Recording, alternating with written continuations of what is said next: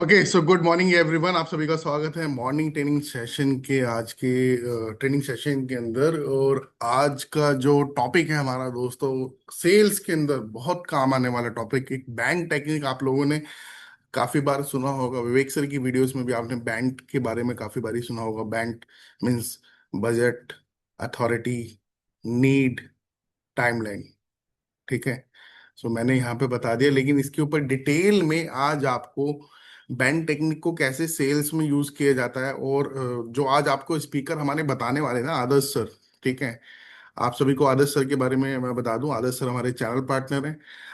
करोड़ों रुपए का रेवेन्यू अभी तक कर चुके हैं, और बहुत सारे एलएफपी, बहुत सारे सीजीपी सेल कर चुके हैं। इवन सीजीपी एलएफपी के साथ साथ आदर्श शुक्ला सर के दो कस्टमर्स की जो कंपनी है, एक नाम आपने बार बार सुना होगा, लूनो सोलर। लूनो सोलर सुना है आप लोगों ने नाम? सो लूनो सोलर जो क्लाइंट थे, पहले उनको एलएफपी में, फिर उसके बाद सीजीपी में, और अब उसको आईपीओ पे जो लेके जा रहे हैं, वो आदर्श शुक्ला जी के क्लाइंट हैं। सो आदर्श शुक्ला जी की बहुत बड़ी इनकम बनेगी जब बहुत जल्द हमारी लूनो सोलर कंपनी जो है, हम विद इन अ ईयर हम जो है आईपीओ पे लिस्टिंग करा देंगे। तो लूनो सोलर और एक आईवीएफ प्रमुख का आप लोगों ने अगर नाम सुना होगा, तो वो भी जो है आदर्श सर के ही क्लाइंट है। इस समय बहुत अच्छे से लीड कर रहे हैं as a leader, as a channel partner Adarsh sir. So Adarsh sir ने बैंक टेक्निक को ना, बैंक टेक्निक का एक ये कह लीजिए कि सीक्रेट निकाल रखा है, कि बैंक टेक्निक को इक्विपाइड करके सेल्स के अंदर आप अपनी सेल्स को कैसे बढ़ा सकते हैं। राइट। बैंक टेक्निक के बजट, अथॉरिटी, नीड, टाइमलाइन, ये तो आपने सुन लिया। लेकिन बजट के अराउंड क्वेश्चनिंग कैसी होनी चाहिए, अथॉरिटी के अराउंड क्वेश्चनिंग कैसी होनी चाहिए, नीड जानने के लिए क्वेश्चनिंग कैसी होनी चाहिए, और क्लाइंट को एक टाइमलाइन सेट करने के लिए क्या सवाल आपको करने होते हैं, क्या बातें आपको करनी होती हैं, इसके ऊपर डिटेल में आज जो है ना, बैंक टेक्निक के ऊपर जो है डिटेल, बैंक मॉडल के ऊपर जो है डिटेल में ट्रेनिंग देने के लिए आपको जो है आ रहे हैं आदर्श सर। और सेशन के लास्ट में एक अपडेट मेरे को आप लोगों को देना है, तो वो मैं अभी नहीं दूंगा, वो मैं सेशन के लास्ट में दूंगा। सो फिलहाल वक्त वक्त जो है हो चला है सेशन को स्टार्ट करने का। सो ज़्यादा समय न लेते हुए मेरी रिक्वेस्ट है सभी लोगों से, एक बारी प्लीज़ अपना कैमरा ऑन कर लीजिए भाई लोग, सभी लोग कैमरे पे आ जाओ। मेरे को सिर्फ कुछ ही लोग कैमरे पे दिख रहे हैं। Come on the camera guys, फटाफट से कैमरे पे आ जाइए, सभी लोग कैमरे पे आ जाइए। अभी काफी सारे लोगों को मैं कैमरे पे देख रहा हूँ। मेरे को प्रेम सर दिख रहे हैं, के बी आर देवेंद्र जी दिखाई दे रहे हैं, Aditya sir, Pooja ma'am, Deepak Kumar sir, Swati ma'am, Ashdeep ma'am दिख रहे हैं, मोहम्मद मोनावर सर दिख रहे हैं, संजय पटेल। ठीक है, बाकी सब लोग भी अपना कैमरा ऑन कर लीजिए, और अपने डायरी, नोटपैड, पेन रेडी करके बैठिएगा, क्योंकि आज का जो सेशन होगा ना, बहुत सटल तरीके से आदर्श सेशन करते हैं। ठीक है, अच्छा लगेगा आप लोगों को उनका सेशन। पहले भी काफी बारी हम उनको इनवाइट कर चुके हैं, और उनके जो सेशंस थे, आप सबका फीडबैक आया था। अभी ग्रुप पे मैसेज आ गया था, मैंने आदर्श सर को भेजा था कि सर जल्दी से फटाफट से आदर्श सर को बुलाइए और आदर्श सर की ट्रेनिंग कराइए। तो आपकी रिक्वेस्ट पर आज आदर्श सर को हमने इनवाइट करा है। So very good morning everyone, and welcome the Adarsh Shukla sir for the today training session. Adarsh sir, very good morning, and over to you Adarsh sir.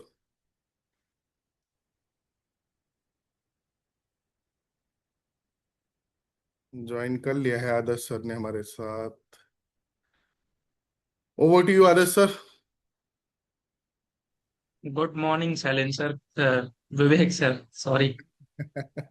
Good morning. ठीक है, चलो। शैलेंद्र सर भी ऑफिस में ही है वैसे। ठीक है। नहीं, आप शैलेन लोग सर को भी good morning and good morning to everyone. Good morning. Hmm कैसे हैं सभी लोग? अच्छा, फटाफट से जो लोग कैमरे में नहीं है, फटाफट से कैमरे में आ जाओ ताकि मैं समझ सकूं कितने लोग नोटबुक पेन लेके बैठे हैं, क्योंकि आज का जो सेशन होने वाला है वो बहुत इंपॉर्टेंट होने वाला है। क्यों? क्योंकि बेसिकली क्या है ना कि हमारे पास बहुत सारी लीड्स आती हैं। कोई 100 लीड्स लेता है, कोई 150 लेता है, कोई 200 लेता है, कोई 500 लेता है। सबका डिपेंड करता है, कोई अलग अलग तरीके से लीड्स लेते हैं।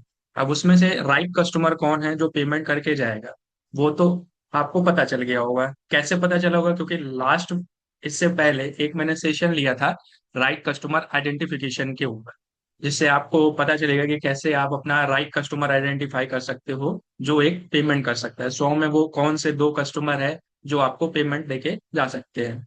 लेकिन अब बात करते हैं, उसी का ये सीक्वल ट्रेनिंग पार्ट है कि राइट कस्टमर आइडेंटिफिकेशन तो आपने कर लिया, लेकिन जो हमारा बैंड है, budget, authority, need and timeline, वो budget authority need and timeline को आइडेंटिफाई करने के लिए डिटेल में क्या क्या क्वेश्चनिंग हम कर सकते हैं, उसके अराउंड में ये पूरा सेशन हमारा जाने वाला है।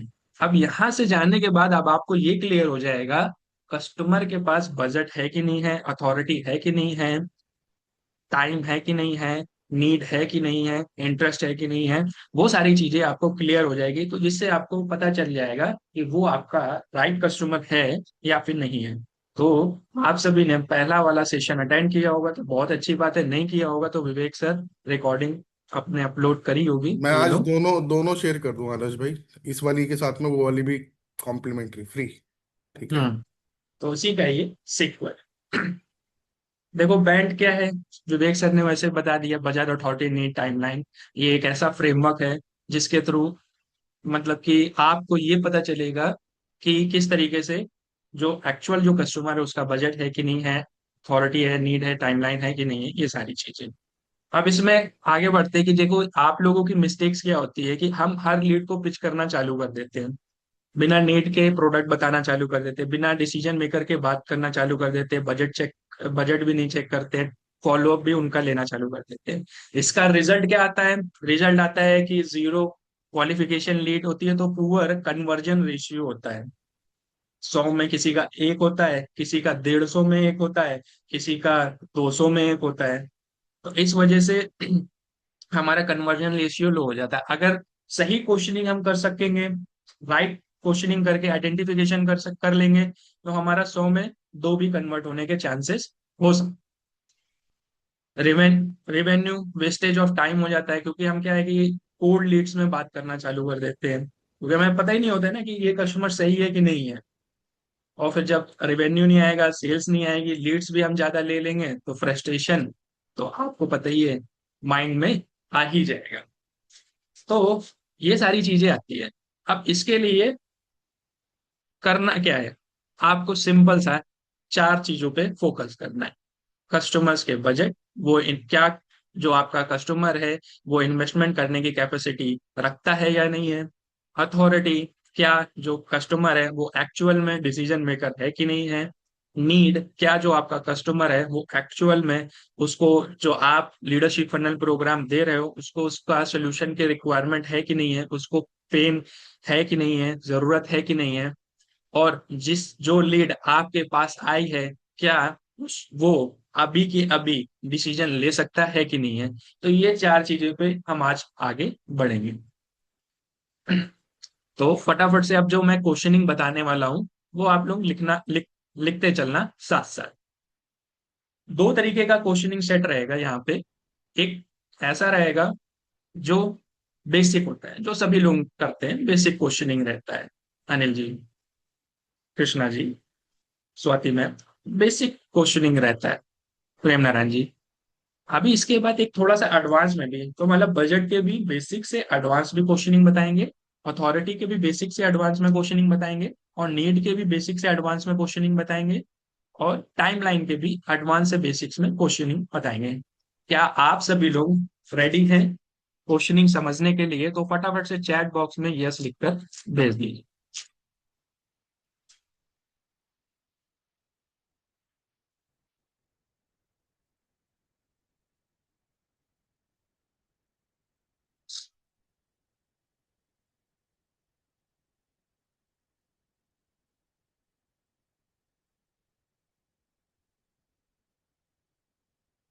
हम्म। ओके, स्वाति मैम ने बोला यस, कुशाल जी ने बोल दिया, दीपक जी ने बोला, संदीप जी ने बोला, प्रकाश जी ने बोला, प्रेम नारायण जी ने बोला, मतलब लगभग लगभग सभी को अब आगे वो कहना ये है कि अब आगे लेके चलना चाहिए। ठीक है, तो फिर हम आगे बढ़ते हैं। अब क्वेश्चनिंग पे बढ़ते हैं। तो देखो जो बजट है, बजट समझने के लिए क्यों जरूरी है? क्योंकि हम कैपेसिटी समझ सके कस्टमर की कि वो पेइंग है कि नहीं है। ठीक है, ये इसलिए हमें बजट आइडेंटिफिकेशन करना बहुत जरूरी है, मोस्ट इंपॉर्टेंट है, ताकि हम कस्टमर का पेन पॉइंट, इन्वेस्टमेंट पॉइंट समझ सके कि वो इन्वेस्ट कर सकता है या नहीं। अब उसको आइडेंटिफाई करने के लिए हमारे कुछ बेसिक क्वेश्चंस होते हैं, उसकी तरफ बढ़ते हैं। तो जैसा कि हमारा जो पहला क्वेश्चन है, तो वो एक सिंपल सा डायरेक्टली ये कहता है कि अब जब भी हम कस्टमर से बात करेंगे तो बात करते समय आप ये 4 से 5 सवाल कर सकते हो। जैसे कि पहला सवाल क्या है कि सर बिजनेस ग्रोथ के लिए आपने एवरेज ईयरली कितना इन्वेस्टमेंट करते हैं। पहला सवाल क्या है कि अगर कस्टमर से हम बात कर रहे हैं, प्रोफाइलिंग कर रहे हैं, प्रोफाइलिंग करने के बाद एक क्वेश्चन हमने एड ऑन वहां पे किया कि बिजनेस ग्रोथ करने के लिए आप एवरेज ईयरली कितना इन्वेस्टमेंट करते हैं, या फिर आपने इन्वेस्टमेंट किया या नहीं, इस तरीके का एक सवाल आपने पूछा। तो वहां पे कस्टमर आपको बता देगा कि मैं XYZ अमाउंट का इन्वेस्टमेंट हर साल करता हूं। तो यहाँ से उसका लर्निंग उसका लर्निंग माइंडसेट आपको पता चलेगा। दूसरा क्वेश्चन क्या कहता है कि क्या आपने पहले कोचिंग, कंसल्टिंग या बिजनेस ट्रेनिंग ली है। इससे ये भी पता चल जाएगा कि इससे पहले उसने बिजनेस से रिलेटेड कोई ट्रेनिंग प्रोग्राम वगैरह अटेंड किया है या नहीं है।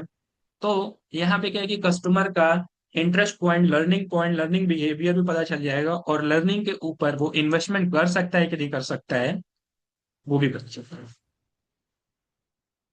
तीसरा क्वेश्चन क्या है कि लास्ट बिजनेस इंप्रूवमेंट इनिशिएटिव में कितना इन्वेस्टमेंट किया था आपने।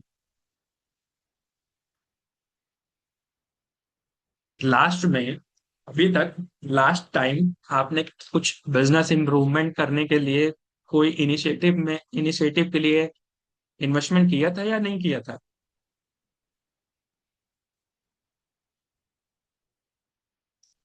आप लर्निंग और बिजनेस डेवलपमेंट को एक्सपेंस मानते हैं या इन्वेस्टमेंट।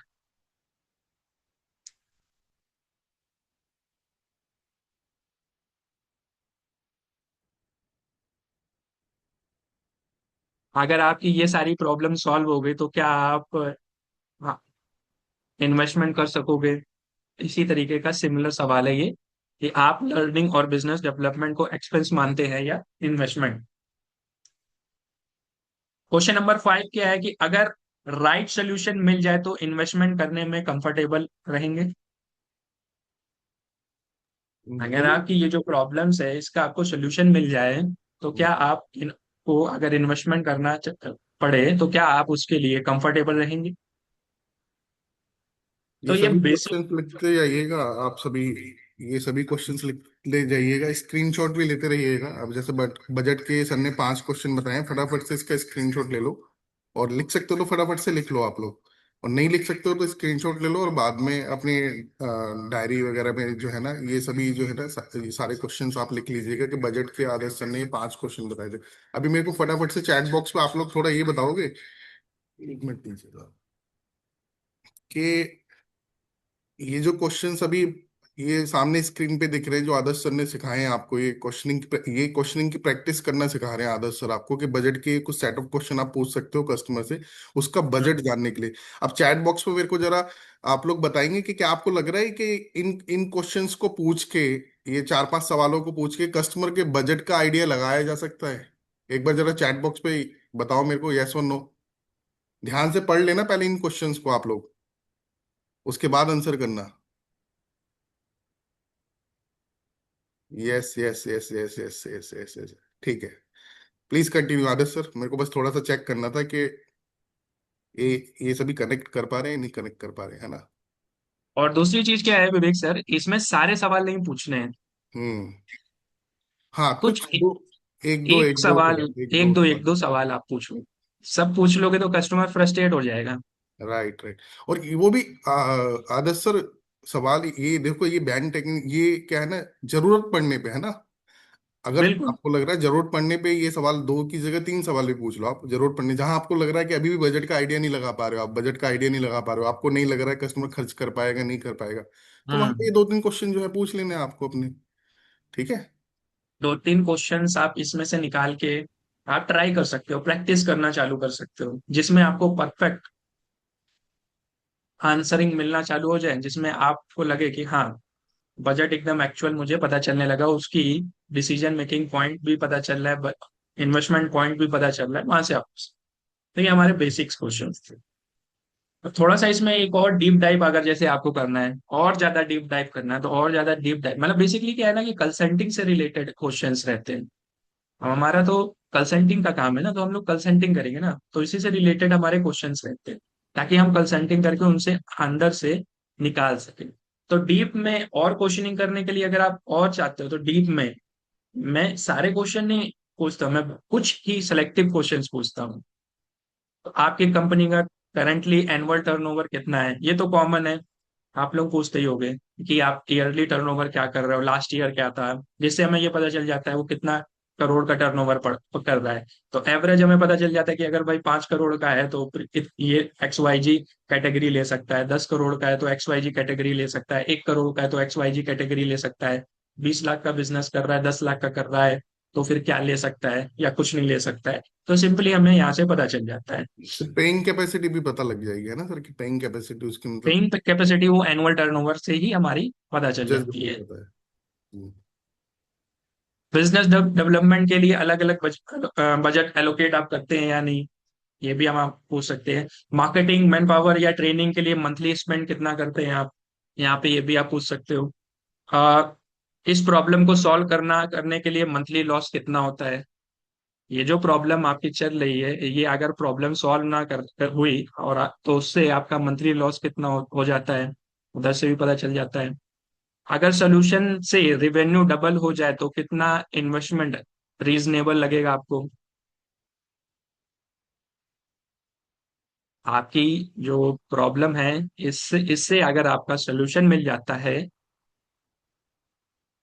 उससे अगर आपका बजट 5 करोड़ का आप धंधा कर रहे हो, 10 करोड़ का अगर वो हो जाता है, तो आप कितना मिनिमम एवरेज इन्वेस्टमेंट कर दोगे। इस तरीके से आप ये सवाल पूछ सकते हैं। डिपेंड करता है कि आप कौन सा सवाल पूछ रहे हो, किस पर्सन से, अकॉर्डिंग टू पर्सन डिपेंड करते हैं ये क्वेश्चंस। आप लोग फटाफट से इसका स्क्रीनशॉट ले लेना।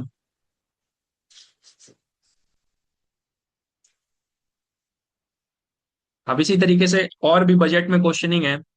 इन्वेस्टमेंट का डिसीजन आरओआई के बेसिस पर आप लेते हैं या कॉस्ट के बेसिस पे लेते हैं। आप एक बार इन्वेस्ट करना प्रेफर करते हैं या फेस्ड मैनर में करते हैं। लास्ट 12 महीने में सबसे बड़ा इन्वेस्टमेंट किस चीज में आपने किया था। क्या current cash flow investment Alok करता है, मतलब आज जो आपकी हालत है, अगर कोई कस्टमर ऐसा बोल देता है कि मैं डेब्ट में चल रहा हूँ, मेरा उधारी चल रही है, तब उससे ये वाला सवाल पूछेंगे कि क्या करंट कैश फ्लो क्रेडिट वगैरह चल रहा है, तब उससे पूछेंगे। मतलब डिपेंड करता है कस्टमर टू कस्टमर कहाँ पे किससे क्या क्वेश्चन पूछना है।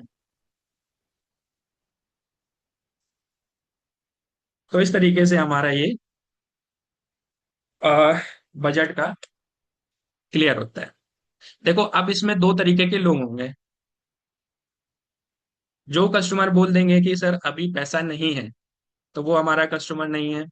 जो कस्टमर बोल देगा बजट ही नहीं बनाया, क्वेश्चन जब करेंगे तो बोलेगा बजट ही नहीं बनाया, तो वो भी हमारा कस्टमर नहीं है। देखेंगे बाद में, मतलब पोस्टपोन कर रहा है बिना रीजन दिए, वो भी हमारा कस्टमर नहीं है। पहले फ्री में बताओ, तो वो भी हमारा कस्टमर नहीं है। ऐसे जब हम सवाल करेंगे तो ऐसे आंसर आएंगे, उनको छोड़ देना है हमें। फॉलो अप कंटेंट भी अगर आप भेजते हो तो वो भी भेजना बंद कर देना, वेस्ट ऑफ टाइम।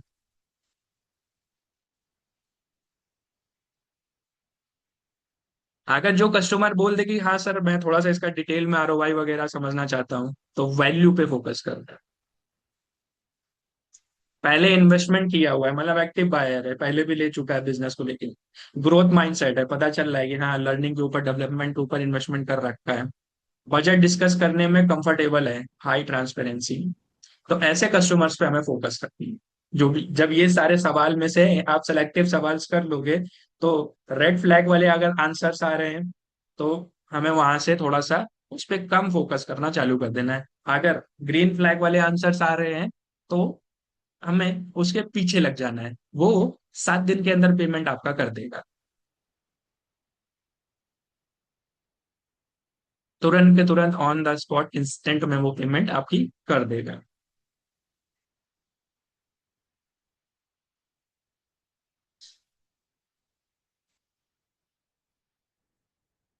बेसिकली देखो क्या है ना कि कैश कन्वर्ट, अब ये बजट अथॉरिटी नीड टाइम इनके क्वेश्चंस मैं इसलिए करा रहा हूँ ताकि बेसिकली कैश कन्वर्जन साइकिल जैसे होता है ना, वैसे लीड कन्वर्जन साइकिल भी हो जाए, कि आपका जो लीड है, जो ले रहे हो, वो 30 दिन के अंदर ही क्लोज हो।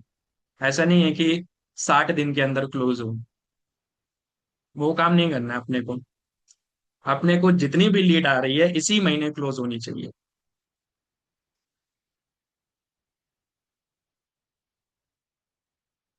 सिंपल है। इसलिए ये क्वेश्चंस करने हैं। इसका ऑब्जेक्टिव ही यही है कि आपका कैश कन्वर्जन साइकिल, जैसे विवेक से लीडरशिप फनल प्रोग्राम में बताते हैं, वैसे ही हमारा भी लीड कन्वर्जन साइकिल जो है वो 30 दिन का है। ये माइंडसेट में डाल दो। ये मत डाल लो कि कस्टमर ने बोल दिया सर 2 महीने बाद देखेंगे, तो हम छोड़ देते हैं। वहां पे हमें ऑब्जेक्शन हैंडलिंग करनी होती है। तो ऑब्जेक्शन हैंडलिंग के ऊपर भी आगे कभी ट्रेनिंग लेंगे, बट लेकिन उसको रोकना है, ताकि हम 30 दिन के अराउंड पे ही, अब वो ये क्वेश्चनिंग सब करेंगे, इनमें से कुछ एक दो निकाल लिया, अपने आप हमें पता चल गया बजट है उसका, तो वो भाग रहा है, तो इसका मतलब ऑब्जेक्शन हैंडलिंग हमने कर लिया, हो गया हमारा काम। तो 30 दिन के अंदर ही हमें पेमेंट उठानी है, 2 कस्टमर की, 100 में 2 कस्टमर आपको लाने ही लाने हैं कैसे भी।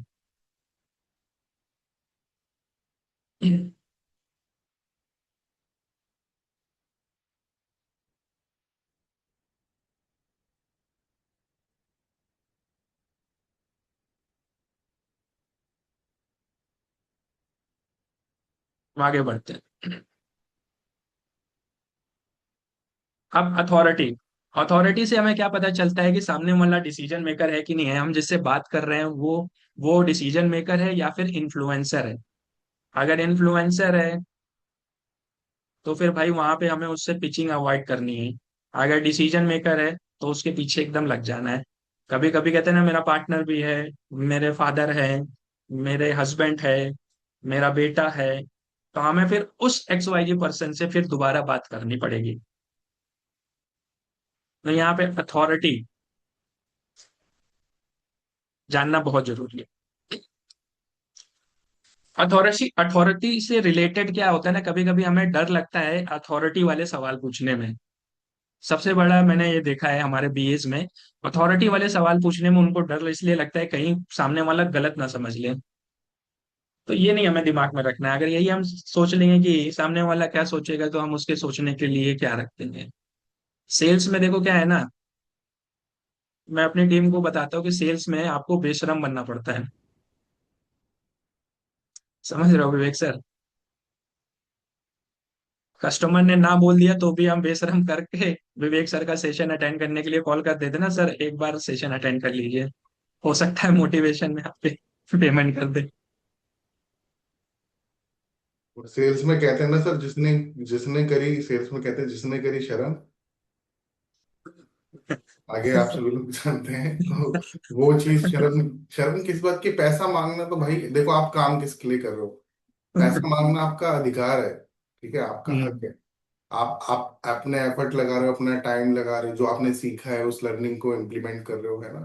तो पैसा तो आपको मांगना है कस्टमर से। हम्म। कंसल्टिंग प्रैक्टिस को यूज करते हुए, ये आज की जो ट्रेडिंग है उसमें वही सर सिखा रहे हैं कि क्वेश्चनिंग, कंसल्टिंग के अंदर सबसे इंपॉर्टेंट चीज क्या है आदर्श सर? वो है क्वेश्चनिंग, प्रोबिंग, क्वेश्चनिंग।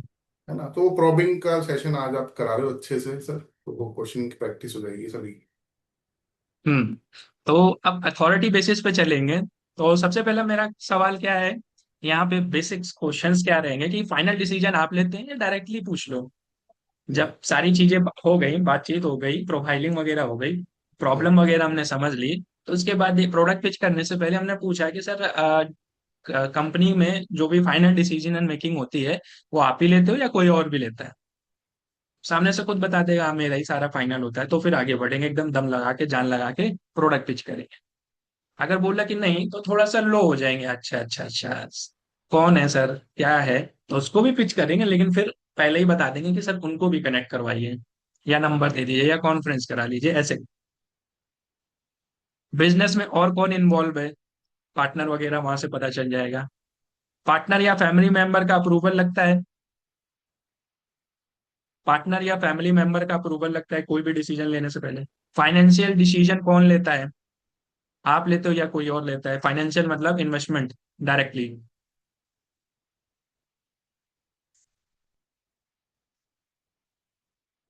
क्या आप इंडिपेंडेंटली इन्वेस्टमेंट अप्रूव कर सकते हैं? तो ऐसे करके ये थोड़े बेसिक्स क्वेश्चन हैं।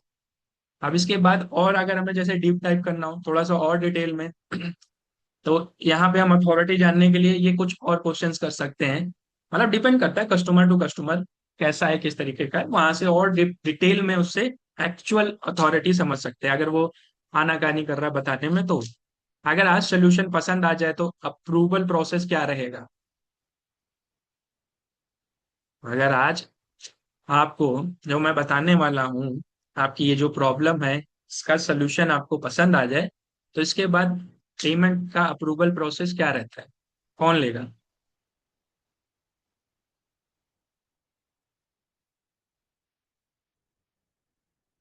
फाइनल साइन साइन ऑफ किस पर्सन का होता है?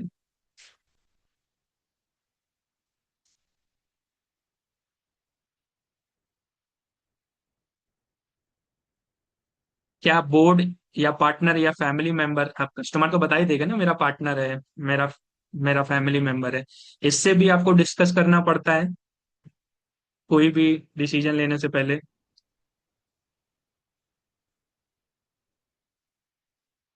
बिजनेस में ओनरशिप स्ट्रक्चर क्या है वो खुद ही बता देगा। मैं हूँ, मेरा पार्टनर है, ये है, वो है, ये ये मैं देखता हूँ, फाइनेंस वाला सारा मैं देखता हूँ, सेल्स वाला वो देखता है, एक्स वाई जी ऐसे करके ओनरशिप स्ट्रक्चर दिख जाता है। कभी कभी दो पार्टनर होते हैं, बोलते हैं कि मैं ऑपरेशन देख रहा हूँ, मैं मार्केटिंग एंड सेल्स देख रहा हूँ, और मेरा बेटा फाइनेंशियली सारी चीजें देखता है, लेकिन डिसीजन मेरे हाथ में ही रहते हैं सारे। तो ये क्वेश्चन सामने वाले को ओपन कर देगा, डिटेल में बता देगा भाई क्या है। कोई भी डिसीजन लेने में आपको एवरेज टाइम कितना लगता है, तो वो पता चल जाएगा।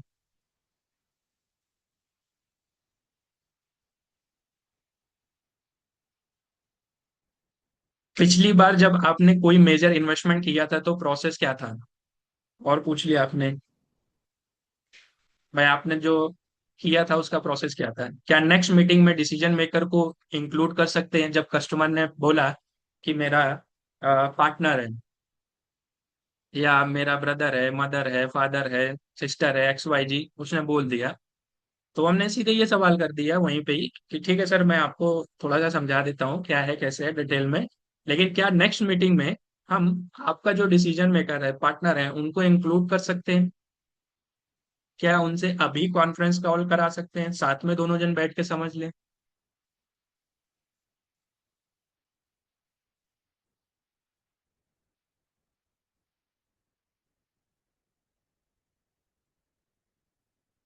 तो इस तरीके से ये हमारा रहेगा।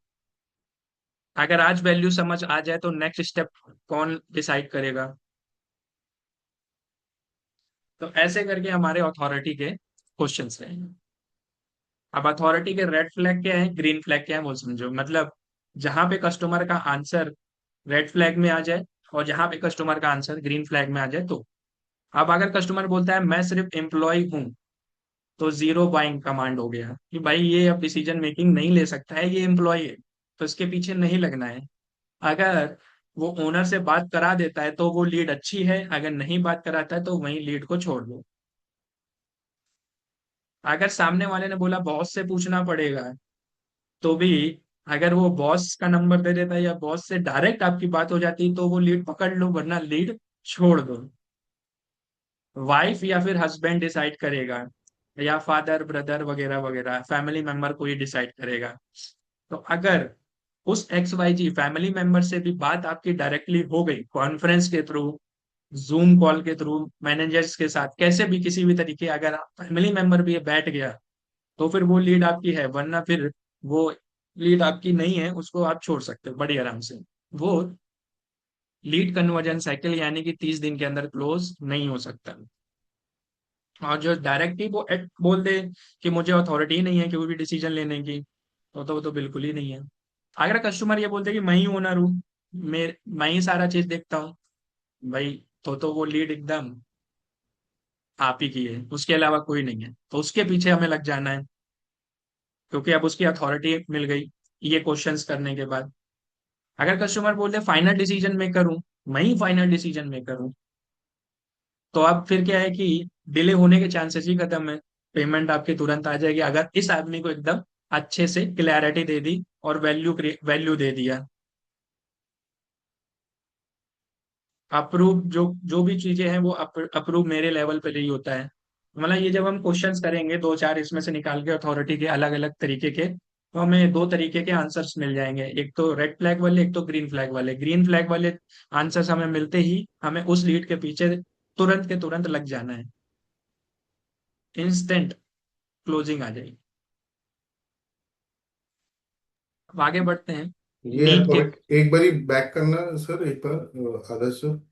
हम्म, भाई लोग ये अथॉरिटी आइडेंटिफाई करने के ना टेक्निक एंड क्वेश्चंस बता दिए हैं आदर्श सर ने, ये ध्यान रखिएगा। बहुत बार ऐसा होता है कि हम पूरा ज्ञान दे देते हैं, पूरा समय लगा देते हैं, लेकिन पता चलता है ये बंदा डिसीजन मेकर है ही नहीं, है ना आदर्श सर? बिल्कुल। डिसीजन मेकर तो कोई और है ना? हम्म। तो एक विवेक सर का वीडियो भी है, मैं आप लोगों के साथ में कभी शेयर करूंगा, जिसमें की डिसीजन मेकर आइडेंटिफाई करना बहुत ज्यादा जरूरी होता है। उसके अंदर कम भाई के इनिशिएटर कौन है, इन्फ्लुएंसर कौन है, डिसाइडर कौन है, बायर कौन है, कंज्यूमर कौन है। तो ये हम्म। यहाँ पे ये चीज आपको देखनी जरूरी है कि जिससे आप बात कर रहे हो, डिसीजन मेकर अगर वही है तो ग्रीन वाले उसमें आ जाएगा, है ना आदर्श सर? बिल्कुल और बिल्कुल वो बिल्कुल अगर सही। डिसीजन मेकर नहीं है तो कहीं ना कहीं वहां पे रेड सिग्नल मिल रहा है। अभी थोड़ा इस लीड पे आपको थोड़ा, आप समझ लो, और नर्चर करना पड़ेगा और मेहनत करनी पड़ेगी थोड़ी, क्योंकि अभी क्या है, हम्म। जो डिसीजन मेकर होगा ना फिर उससे बात करानी पड़ेगी, और डिसीजन मेकर जो होगा उसके बाद समझ में आनी चाहिए। आप लोगों को याद हो पहले जब हमारे प्रोग्राम कोर्सेज होते थे तब हम स्टूडेंट्स को भी दिया करते थे ना, तो स्टूडेंट के केस में अधिकतर आपने देखा हो, स्टूडेंट के केस में स्टूडेंट डिसीजन मेकर होता ही नहीं है। स्टूडेंट के केस में डिसीजन मेकर कौन होते हैं? पेरेंट्स होते हैं, मम्मी पापा होते हैं ज्यादातर, क्योंकि स्टूडेंट अर्निंग नहीं कर रहा होता है, खर्च कर रहा होता है, उसके ऊपर खर्चा हो रहा होता है, कमा नहीं रहा होता है। तो कमा कौन रहे होते हैं? उसके पेरेंट्स। लेकिन कंज्यूमर कौन होता है? जो प्रोडक्ट को वो स्टूडेंट होता है। तो हाल फिलहाल में देखो, हमारा इस समय स्टूडेंट पे तो हमारा, आप सभी जानते हैं कि फोकस है ही नहीं हमारा। हमारा जो फोकस, हमारा फोकस है एंटरप्रेन्योर्स के ऊपर, एमएसएमई बिजनेस ओनर्स के ऊपर। ठीक ठीक है, बट ये एमएसएमई बिजनेस ओनर्स में वैसे चांसेस कम होंगे कि जहां पे डिसीजन मेकर वो व्यक्ति ना हो। लेकिन कई बार ऐसा होता है कि बिजनेस पार्टनर होते हैं, है ना अदर सर? तो हो सकता है वो कह रहे कि मैं अपने पार्टनर से पूछ के बताऊंगा, या आप किसी से बात कर रहे हो भाई, उस बंदे की एज है 30-32 साल, वो हो सकता है ये बोल दे हम्म। कि मैं अपने फादर से पूछ के बताऊंगा या बड़े भाई से पूछ के बताऊंगा, है ना? ऐसा बिल्कुल होता है सर या नहीं? बिल्कुल बिल्कुल होता है, तो तो फिर हमें वो, फिर उन्हीं से उनसे बात अगर हमारी डायरेक्ट हो जाए तो जी, बहुत अच्छी बात है। तो अभी जैसे जैसे आदर्श सर हमारे यहाँ पे भी एलएफपी में ना, एक मैं बताता हूँ, वाराणसी से आए थे, आप भी जानते हो अगर, वो ज्वेलर थे। वो मेरे ही कस्टमर है, बनारस स्वर्ण कला केंद्र। अच्छा, बनारस स्टूडेंट के लिए जो फादर और बेटा दोनों आए थे, है ना? वो मेरे ही थे सीजीपी में भी उसमें है। से। हाँ हाँ, सीजीपी भी लिया है, तो दोनों से ही बात करी थी मैंने हाँ, तो उसमें मेरे को कहीं उनसे। ना कहीं ऐसा लग रहा था कि वो पिताजी जो है ना, उनकी अभी भी चलती है, एज हो गई है उनकी 70 साल, लेकिन चलती पूरी चार है पिताजी की। चार चार सीजीपी उन्होंने लिया है। 4 सीजीपी लिए हैं उन्होंने। दो भाई, उनकी वाइफ, और फिर हाँ उसके बाद हस्बैंड, हाँ। ओ तो सॉरी फादर। जो मैं कह रहा हूँ आदर्श सर, मतलब उनके वो जो अंकल जी थे, उनके जो पिताजी थे, मैंने देखा था सामने प्रीमियम में ही बैठे हुए थे वो। उनका अभी भी होल्ड हैगा सारी चीजों के ऊपर, है ना?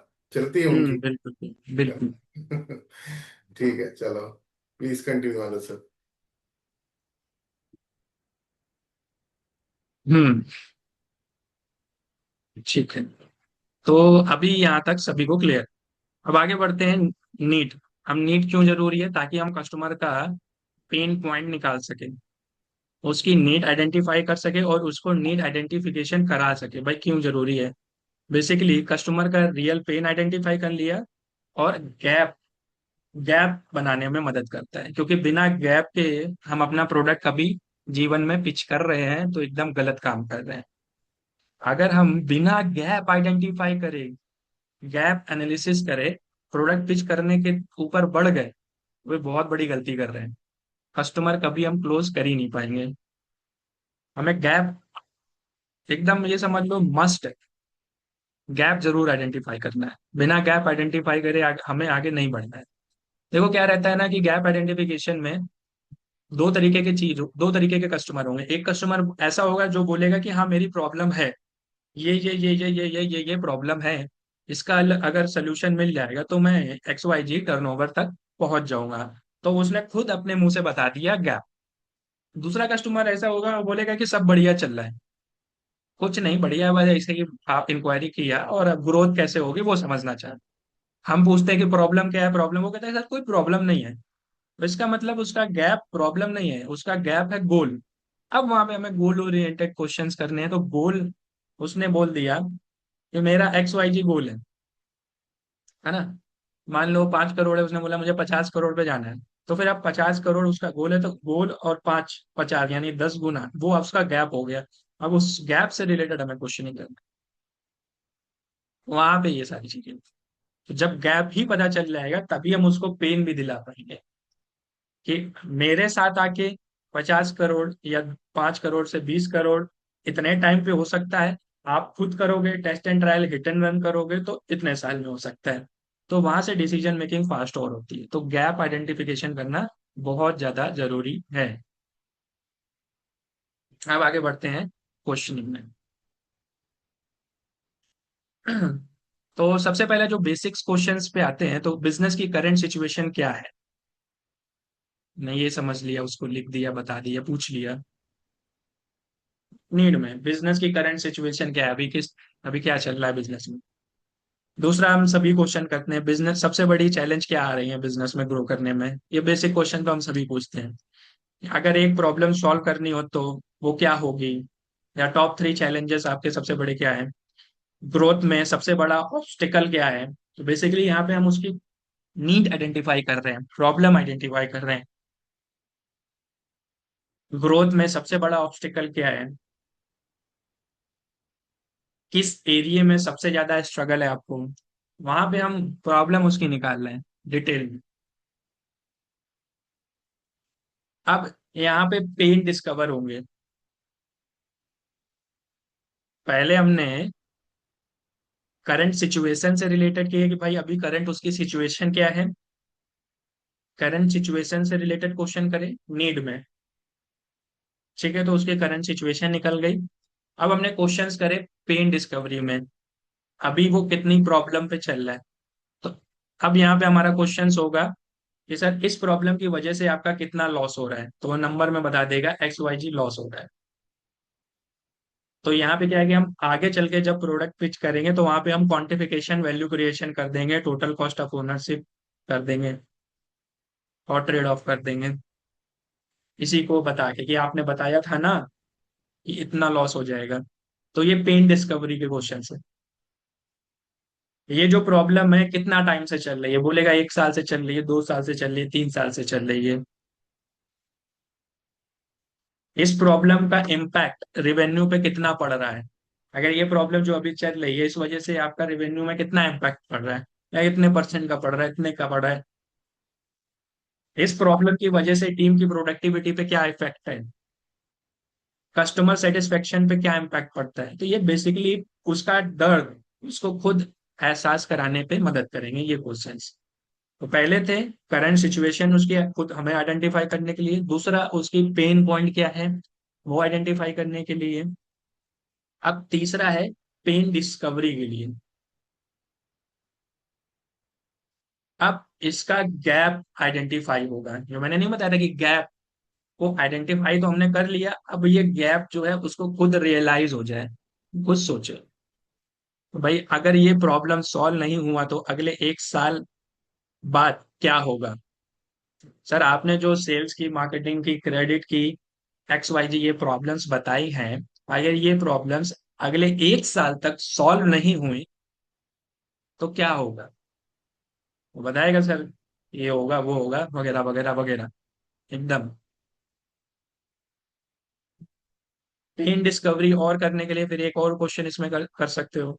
इस इशू को सॉल्व करने के लिए पहले क्या आपने ट्राई किया, तो और बताएगा सर बिल्कुल ही नहीं ट्राई किया हमने।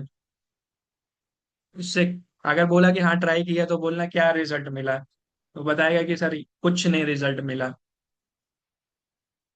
तो इससे धीरे धीरे धीरे धीरे उसकी डिस्कवरी हो रही है, उसको खुद रियलाइजेशन हो रहा है। क्या चीज आपको सबसे ज्यादा फ्रस्ट्रेट करती है अभी बिजनेस में। रात को बिजनेस के रिगार्डिंग सबसे बड़ी टेंशन क्या होती है आपको। ऐसे करके आप यहाँ पे पेन डिस्कवरी कर सकते हैं। अब फ्यूचर गोल से रिलेटेड, बेसिकली ये पूरा नीड का हो गया कि current situation, pain discovery, sorry हाँ पेन डिस्कवरी, और फिर उसके बाद फ्यूचर गोल्स से रिलेटेड अब क्वेश्चंस कर लिए। अगले 12 महीने का आपका टारगेट क्या है? रेवेन्यू टारगेट कितना है, टीम साइज कितनी है, कितनी करनी है, मार्केट शेयर कितना बढ़ाना चाहते हैं, बिजनेस को किस लेवल पे लेके जाना चाहते हैं। तो यहाँ पे क्या है कि आप अपने गोल भी कर लिए। भाई यहाँ पे हमें पेन पता चल गया, करंट सिचुएशन पता चल गई, पेन पता चल गया, और क्या गैप आ रहा है वो पता चल गया, और कहाँ जाना चाह रहा है वो भी पता चल गया। अब तो आराम से इसको हम पोजीशन कर सकेंगे लीडरशिप फनल प्रोग्राम में, और यही चीजें पॉइंट आउट कर करके पोजीशन कर सकेंगे। यही चीजें पॉइंट आउट कर करके हम पोजीशन कर सकेंगे। अब ये सारे सवाल करने के बाद मेजर आंसर्स अगर रेड फ्लैग में आ रहे हैं और ग्रीन फ्लैग में आ रहे हैं, रेड फ्लैग मतलब कस्टमर डिसीजन में डिले करेगा या फिर वो आपका कस्टमर ही नहीं है। ग्रीन फ्लैग के आंसर्स आ रहे हैं मतलब वो आपका कस्टमर है, उसके पीछे लगना है, उसको पता है, खुद भी नीड पता है, खुद भी करंट सिचुएशन पता है, और क्या करना चाह रहा है वो भी पता है। तो अगर कस्टमर ये बोल दे कि कोई प्रॉब्लम नहीं है, तो डिफेंसिव क्लाइंट है भाई, कोई प्रॉब्लम नहीं है, तो गोल ओरिएंटेड है। बस इंफॉर्मेशन लेनी थी, कैजुअल विंडो शॉपर के तरीके, एक दुकान गया फिर दूसरी फिर तीसरी फिर चौथी, बस समझ रहा है, टाइम पास के लिए इंक्वायरी किया था। तो ये तो हमारा कस्टमर हुआ ही नहीं ना। इनके पीछे हमें नहीं लगना है। हमें किनके पीछे लगना है? जिस जब हम सवाल कर रहे हैं वो डिटेल में अपनी पेन जो है वो क्लियर है उसको, और उसको एडमिट कर रहा है, और गैप को भी बता रहा है, और समझ भी रहा है।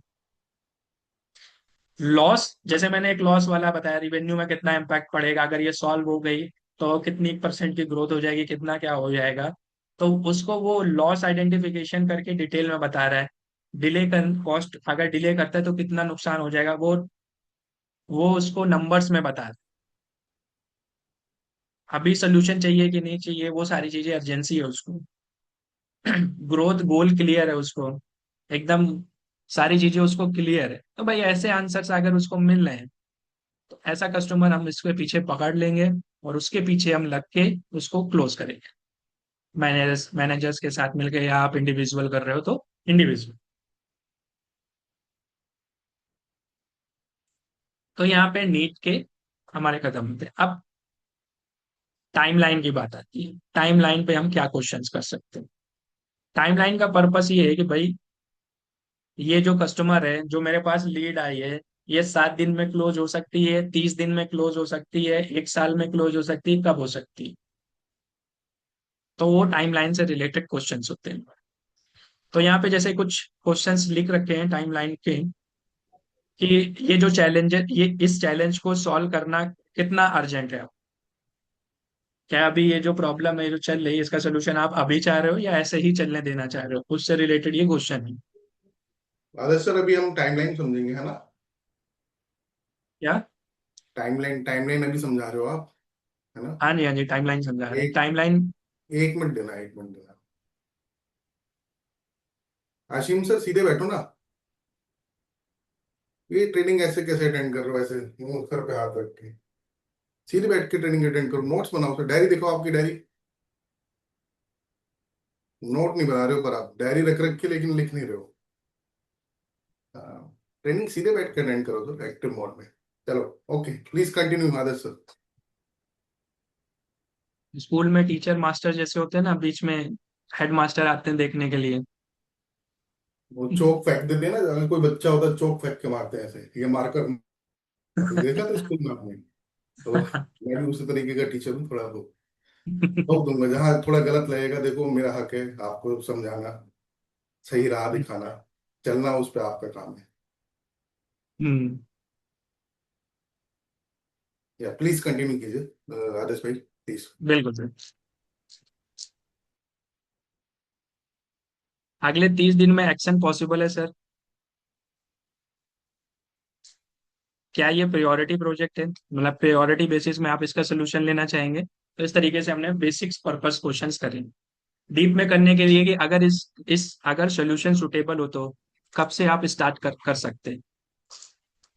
अगर सोल्यूशन सुटेबल हो तो कब से आप स्टार्ट कर सकते हैं। जो मैं अभी आपको सोल्यूशन देने वाला हूँ, अगर आपको सही लगता है तो आप कब से शुरू कर दोगे? लीडरशिप फनल प्रोग्राम पिच कर दिया, प्राइस पिच कर दिया, सारी चीजें कर दी, तो डिसीजन कब तक फाइनलाइज करना चाहेंगे आप? बता दिया, टाइमलाइन पता चल गई। कोई अपकमिंग इवेंट या टारगेट है जो हमारे 2 3 4 के बीच में अगर आ रहा हो? भाई कहीं आपको सर जाना तो नहीं है 2 3 4 में? तो पता चल जाएगा भाई नहीं जाना है तो फिर हम ये इसमें आ ही नहीं पाएगा, तो इसको हमें अगले महीने वाले के लिए ट्राई मारना है, इस महीने वाले के लिए अर्जेंसी क्रिएट करने से कोई मतलब भी नहीं है, सीधे ना बोल देगा। हम फिर अगले महीने बोलेंगे कि अगस्त में भी हमारा फर्स्ट ऑफ वीक में सेशन होने वाला है। डेट तो फाइनलाइज नहीं है, लेकिन एक हम फर्स्ट ऑफ वीक तो फाइनल है ना, उस पे हम लेके चले जाएंगे, वहां के हिसाब से फिर अर्जेंसी क्रिएट करेंगे। अगर ये जो डिले कर दोगे तो इसमें कितना इम्पैक्ट होगा आपका, डिले करने पे कितना इम्पैक्ट हो जाएगा, वो बता देगा ये इम्पैक्ट होगा। अगले 90 दिन का क्या प्लान है, क्या कोई स्पेसिफिक डेडलाइन है ये सारी चीजों को सॉल्व कराने के लिए? कोई आपकी डेडलाइन स्पेसिफिक रख रखी है? अगर आज के आज ही इम्प्लीमेंटेशन स्टार्ट हो जाए, आपकी जो प्रॉब्लम है इसका सोल्यूशन आज के आज ही मिल जाए, और तुरंत आज के आज ही लग के हम आपका एग्जीक्यूशन कराना चालू कर दे, तो बिजनेस में क्या इम्पैक्ट पड़ेगा? तो क्या आप आज ही ये सोल्यूशन लेना चाहेंगे, आज ही से इम्प्लीमेंटेशन लेना चाहेंगे? तो इस तरीके से हम ये यहाँ पे कर सकते हैं। तो जितना ज्यादा नीड एनालिसिस होगा उतना ज्यादा, उतना कम ऑब्जेक्शन हैंडलिंग होगा। तो बस सेशन यहीं तक था, बाकी over to you Vivek sir. Basically जी। हाँ जी। बजाज अथॉरिटी नीड टाइमलाइन के क्वेश्चनिंग मुझे बताने थे। अब इसमें आपको सारे क्वेश्चंस नहीं करने हैं। जरूरत पड़ने पे आपको, जितना जो क्वेश्चन लगता है उसको पिक। हाँ, जहां जरूरत पड़े वहां पे आप करो, जिधर जरूरत पड़े उधर करो, हर तरफ ना हो जाओ। सिर्फ और सिर्फ हमें डीप डाइव करके चीजें समझने के लिए ये क्वेश्चनिंग्स मैंने आपको दिए थे। तो कैसा बिल्कुल, लगा क्योंकि भाई कल से, को आपको सेशन आदर्श शुक्ला सर का? जल्दी से बताओ जरा चैट बॉक्स पर मेरे को।